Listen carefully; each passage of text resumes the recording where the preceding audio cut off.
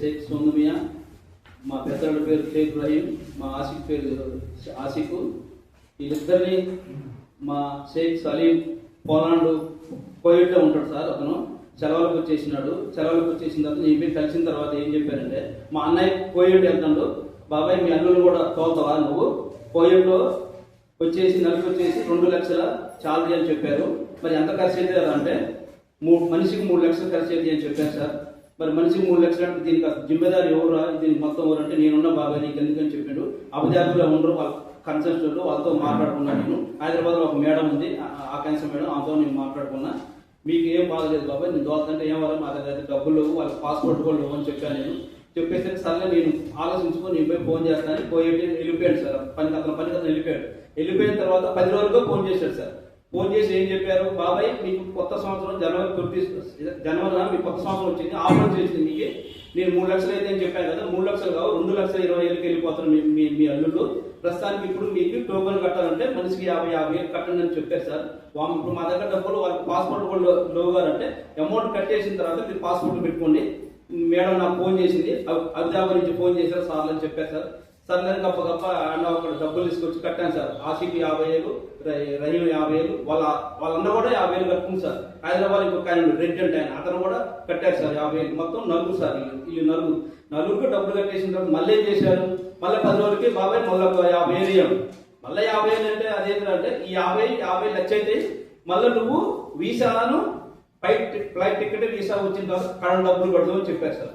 అనేసరికి మళ్ళీ 50 అసలు జిమ్మదారి ఎవరు ఏంటంటే, బాబాయ్ నేనున్నా తీరా ఫ్లైట్ టికెట్ వచ్చిన తర్వాత నీ వీసా వచ్చిన తర్వాత నీ అల్లుడికి ఏమన్నా యాక్సిడెంట్ అయ్యి కాదు చేయితే మనకైతే పోవైతే కాదు కదా, క్యాన్సిల్ అయితే ఒకవేళ లేదు నీ బోన్ నా పిల్లగా పెట్టి నీ బోన్ అంటే మనకు డబ్బులు రావు.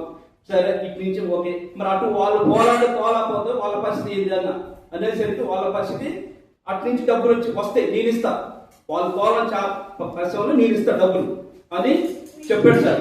అతను నమ్మి మేము మొత్తం 3 లక్షలు 6 లక్షలు కట్టేసాం సార్ చేతికి. మళ్ళీ 1,40,000 వేసేటప్పుడు ఇండియా వచ్చింది, అతను ఇండియా వచ్చింది. ఫస్ట్ 1,00,000 వేసినప్పుడు 50 వేసినప్పుడు లేడు, మళ్ళీ 1,40,000 వేసినప్పుడు ఇండియా ఉంది సార్. ఇండియా అతను కూడా బ్యాంకులోకి వచ్చిండు.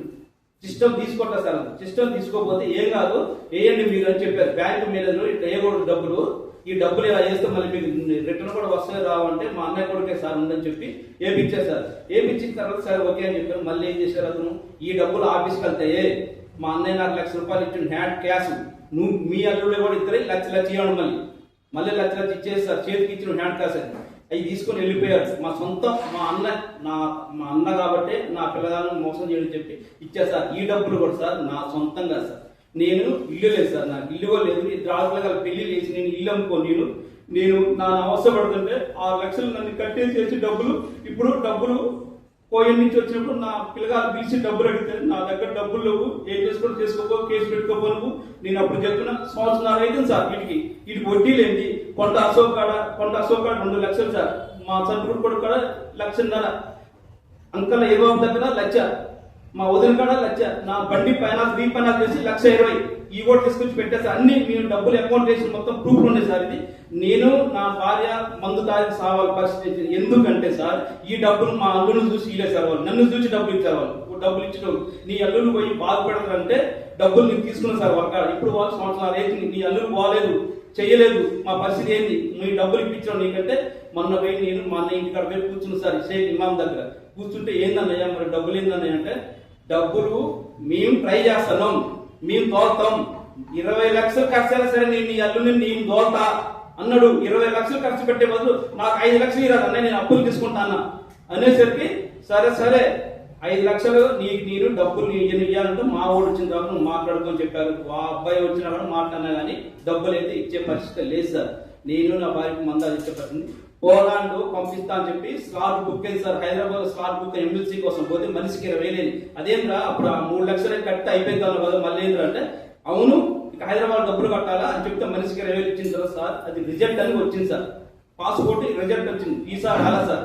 ఏంద్రా అంటే బాబాయ్ ఒక్కసారి రిజెక్ట్ అయింది పోలాండ్, ఇంకోసారి కాదు మళ్ళా మనిషికి 20,000 ఇస్తారు. వాళ్ళన్న కూడా పోయింది సార్. పోయిన తర్వాత మళ్ళీ రిజెక్ట్ అయింది. ఎందుకంటే ఇక నేనేం చేయాలి బాబాయ్ అని చెప్పిండు. ఫోన్ చేసి ఏం చెప్పాను, నైట్ నాకు మెండాల మొత్తం లాక్కొస్తున్నాయి. ఏంద్రా అంటే నా డబ్బులు నాకు ఇచ్చేయి, నువ్వు పోలాండ్ దోలతో ఎటు దోలతో అని అడిగేసరికి అతను ఏం చేసిందంటే, నీ 5 లక్షలు నీకు బారదింకా, 6 లక్షలు కట్టావు కదా, ₹1,00,000 రావు, కాగితాల ఖర్చులు ఉంటాయి, నీ 6 లక్షలు నీ బారదింకా ఇచ్చేస్తా అని అన్నాడు సార్. ఓకే సార్, కోవిడ్ నీ లోన్ పెట్టుకుంటున్నా ఇస్తా అంటాడు. ఓకే, నువ్వు వాళ్ళతో ఏమన్నా మాట్లాడుకో. అభిజా వాళ్ళకు ఫోన్ చేస్తే సార్ ఆదా అంటాడు, ఏ వాయిస్ రికార్డు పెట్టిన వాయిస్ రికార్డు ఇప్పుడు నా సెల్లో ఉంది సార్, మీరు ఏదైనా ఉంటే మీ సలీంతో మాట్లాడుకోండి, మాకు ఫోన్ చేయొద్దు అని కన్సెంట్ చెప్పారు సార్. మాకు వాళ్ళు చెప్పేసరికి సార్ అని సలీంతో మాట్లాడుతున్నాం మేము, సలీం తోటి మేము అయినా సార్ ఈ డబ్బులు మటుకైతే కోవిడ్ మళ్ళీ పిల్లలకు ఏం చేశాడు, మీరు ఆ డబ్బులు అడుగుతున్న 5 లక్షలు మీరు ఇండియాలో మీకు అప్పులు తీరుతాయి, మీకు అప్పులు తీరవు, నేను కెనడా పంపిస్తా అని చెప్పింది సార్. మళ్ళీ కెనడా పంపిస్తాను, నా దగ్గర అయితే డబ్బులు పిల్లగాలు చెప్పారు, మా నాన్న దగ్గర డబ్బులు అన్ని అందరి దగ్గర డబ్బులు తీసుకొచ్చి పెట్టారు, మా నాన్న దగ్గర మళ్ళీ డబ్బులు అడిగి నువ్వు కెనడా పంపించాలంటే ఈ డబ్బులు మా నాన్న పెట్టుకుంటాడు అని చెప్పింది. కెనడా పంపిస్తా, హర్యానాలో ఆఫీస్ ఉందంటే సర్లే అని చెప్పి మా చిన్న బిడ్డ దగ్గర 2 చెక్కులు తీసుకొని ఎంటీ పాస్ నోట్ తీసుకొని నా చిన్న బిడ్డ దగ్గర తీసుకొని 70,000 మా చేతి కొడి అటు హర్యానా ఉందని హర్యానా ఉందంటే ఆఫీస్, కెనడా పంపించే ఆఫీస్ హర్యానా ఉందని చెప్పి వీళ్ళందరూ కూడా 4-5 కూడా హర్యానా వెళ్ళారు పాస్పోర్ట్ ఇచ్చి. అక్కడ పోయి వీళ్ళు సంఖ్యలు ఆడిపోతే అసలు ఆఫీసు బోర్డే లేదంట. వీళ్ళు ఫోన్ చేశారంట, సార్ ఇక్కడ ఇమాం గారు ఇక్కడ ఆఫీసు బోర్డే లేదంటే, మీరు డబ్బులు కట్టండి అబ్బా, బోర్డుతో మీకు గాలి ఊడిపోయిందంట, అది మీరు డబ్బులు కట్టని చెప్పి డబ్బులు కట్టించారు సార్. డబ్బులు మళ్ళీ మా చేతికి డబ్బులు మళ్ళీ అంటే నా బిడ్డ అడిగిందంట, అదేంటి మీ కొడుకు నమ్మి మా నాన్న 6 లక్షలు చేతిలో పెట్టిండు, నువ్వు మాకు 70,000 ఇస్తాను, నువ్వు మమ్మల్ని పాస్ నోట్ పెడుతున్నా, అది వాడి ఇష్టం, ఇది నా ఇష్టం ఇది అని మాట్లాడుతున్నాడు. మరి ఎక్కడ న్యాయం? ఇప్పుడు నా పరిస్థితి ఏంటి? నా అబద్ధమైన సార్ కొండ అశోక్ గారి అప్పులో అందరు నిమ్మల్ని అక్కడ చెల్లెముండి మీరు నిమ్మలు తీసుకొని మీరు మాట్లాడుకొని అప్పులు పాలు తేలాలంటే నేను దీనికి బాధ్యత ఇస్తాను. ఇది మనకైతే నాకు చాలా నేను బతకడం చాలా ఒక వారంలో బతకస్తాను, చచ్చిపోతాను బతకను వస్తాను, ఎందుకంటే నా పరిస్థితి అలా ఉంది. 2 ఆడపిల్లలు పెళ్లి చేసి నేను ఇల్లు అమ్ముకొని ఇల్లు అమ్ముకొని రెంటుకుంటాను, ఇదే దానగూడ కాలనీలో రెంటుకుంటుంటే నన్ను అప్పులు అన్ని తీర్చుకుని సార్, నా పిల్ల అప్పులు అన్ని తీర్చుకొని మంచి బతుకుతా అనుకున్న టైంలో నాకు ఇది కలిసి ఈ డబ్బులు అలా వేయించి నన్ను బరివాదం చేసిండు. నేను దీనికి ఏం చేయాలా? అన్నం తింటే అన్నం మింగుడు బాగలేదు సార్. మీరేం మీడియా మిత్రులకి మీ దయచేసి చెప్తాను సార్, నాకు సీఏ గారి కాడ కేసు పెట్టారు సార్. అర్బన్లో కేసు పెడితే సీఏ గారి కాడికి వచ్చి ఏం చెప్పారంటే వాళ్ళు మా అకౌంట్లోకి వేసిండు డబ్బులు, మాకేం సంబంధం అని చెప్పి వెళ్ళిపోయాను సార్. నేను నిన్న సీఏ గారు ఏం చేసిండు, మీరు బ్యాంక్ స్టేట్మెంట్ తీసుకొని రామని చెప్పారు సార్. నా బిడ్డ నా భార్య బ్యాంక్ స్టేట్మెంట్, నా బిడ్డ బ్యాంక్ స్టేట్మెంట్ తీసుకొని మేము చేసింది. నాకు వాళ్ళ కాల్సి నాకు డబ్బులు ఇప్పించిన ఆయన చేయండి సార్. వాళ్ళిద్దరు మెయిన్ షేక్ ఇమామ్ సార్, ఎస్కే సలీం సార్, వాళ్ళిద్దరు కలిసి చేసిన మోసానికి నాకు అమౌంట్ ఇప్పిండి కొద్దిగా, నాకు దయచేసి, లేకపోతే నేను బతికే పరిస్థితి లేదు సార్, నేను బతకలేదు సార్, చచ్చిపోతున్నాను. నేను ఆటో తోలుతా, ఎక్కడ మందా చచ్చిపోతున్న ఆటోలు ఉంటున్నావు నాకే తెలుసు సార్. వాసానికి అయితే మందు కూడా తీసుకుని రావాలి సావడానికి నేను, కానీ రాలేదు. మీరు ఒక్క లాస్ట్ మాట మీకు చెప్పి నేను చచ్చిపోతాను సార్. నాకు అమౌంట్ కాదు సార్, 1 కాదు 2 కాదు, ఆటో డ్రైవర్ 6 లక్షలు చేతికి హ్యాండ్ క్యాష్ లక్షలు ఇచ్చింటారు, అంతే 8 లక్షలు అవుతుంది. ఈ డబ్బులు నేను దగ్గర అల్లుడు పోతే సంపాదించుకుంటాం, నెలకు 2 లక్షలు కదా అని అనుకున్నాను సార్. నేను చెక్కులు పెట్టుకొని డబ్బులు ఇవ్వడం, మొన్న కూడా నాతో ఏదో వాడి మీద కేసు వేయించింది సార్. ఏదో వాడి మీద నువ్వు రాగా చెప్పి ఎందుకు అంటే ఒకటి మీద కేసు చెప్పి 2 చెక్కులు నాకు సంతకాలు పెట్టుకొని అతని మీద కేసు వేసించారు. ఇమాము ఇది అతను కోవిడ్లో అతను సంపాదించుకుంటు, ఇతను గిరిగిరిలో పైన నడుపుకొని ఇతను సంపాదించింది, మమ్మల్ని పరిపాలన చేస్తారు. ఈ డబ్బులు అభిదాలో ఫోన్ చేస్తే మీ సలీమే మీరు మాకు ఫోన్ చేద్దని చెప్పి ఈ డబ్బులు ఎవరు తిన్నట్టు 1 కాదు 2 కాదు సార్. నా సొంత డబ్బులా? ఓకే నేను తీసుకుంటా, నాకు ప్లాట్ ఉందా అమ్ముకొని తీసుకుంటా, నాకు ప్లాట్ లేదు, ఇల్లు లేదు, 2 సార్. ఇటు అల్లుల మధ్య ఇటు ఏళ్ళ మధ్య నేను నలిగి సత్తాను సార్. ఇది నా గమన సార్, మీకు నాకు న్యాయం అయిపోయింది. నా భార్య ఎవరైనా మాట్లాడారు, నా భార్య ఇంతకు ఏ ఊరు వాళ్ళది సార్? నా దాని కూడా కానీ అతను కూడా దాని కూడా కానీ, మా అన్నది కూడా.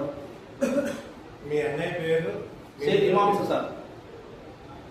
డబ్బులు తీసుకున్నా సలీం సార్, అతని కొడుకు సలీం, సొంత కొడుకు. అతనే ఏమని చెప్పింది, అతను పోలాండ్లో ఉంది కాబట్టి మీరు నమ్మలేదు సార్. మీరు పోలాండ్లో ఉంటాడు కాబట్టి పాపం అన్ని తెలుసుకుంటే అనుకుని.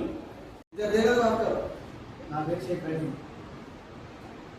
సలీం అనేటోడు మనకి పోలాండ్ పంపిస్తా 3 లక్షలు అయింది అని చెప్పిండు సార్. నేను 3 లక్షలు ఇచ్చి మా మాట ఇచ్చిండు అని ఆయన పెట్టిండు, అన్న ఆయన వడ్డీలకు ఇచ్చి ఆయన పెట్టింది. ఇప్పుడు వడ్డీ తోలికి 10 లక్షలు అయింది, 10 లక్షలు అయింది ఇప్పుడు వడ్డీ తోలికి. ఇప్పుడు ఆయన ఇండియా వచ్చింది, నువ్వు ఎటు పంపించలేదు మా డబ్బులు మాకు ఆయన డబ్బులు మీకు పంపకపోతే మీ డబ్బులు మీకు ఇస్తా అని చెప్పాను. నువ్వు ఇల్లు పంపలేదు కదా, మరి మా ఇంటికి ఇప్పించి ఆయన వచ్చి ఇంకా ఇండియా మా ఇంటికి మీరు ఇచ్చి అడిగినాం. మరి డబ్బులు మరి ఇల్లు పంపలేదు కదా, మరి మా డబ్బులు నాకు ఇయ్యని అడిగి అడిగితే డబ్బులు నాకు లేవు, మీరు ఏం చేసుకుంటారో చేసుకోండి, కేసు పెట్టి పెట్టుకోండి అని చెప్పాను. పోలీస్ స్టేషన్లో కంప్లైంట్ ఇచ్చాను.